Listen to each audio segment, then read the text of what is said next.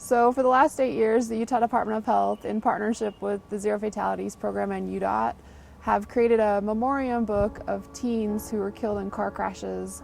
So we started about 8 years ago, and we've done a book every year since then. I personally have worked with all the families that have ever participated in the book. I help them write their stories. I help them go through their grief journey, and those families have totally changed not only my professional career but my personal life. The very first year there was a boy named Kiefer, and I was kind of assigned to his mom to help her get through this process of telling her story and talking to the media about what had happened to her son Kiefer.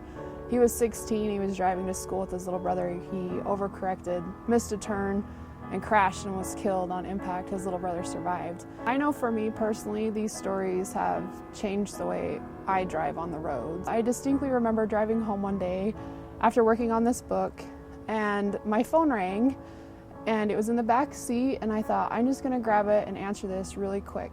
And the thing that flashed through my mind was Kiefer's face, and then his mom. And I remember thinking, I can't do this to not only my family, but somebody else's family potentially. And every time I catch myself distracted or speeding or frustrated or doing something I shouldn't be doing on the road, I think of these kids, I think of their families, and I think of the pain they've gone through, and it's completely changed how I drive.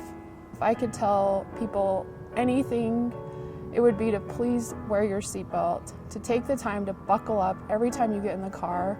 So many of these kids would be here today if they had just worn their seatbelts.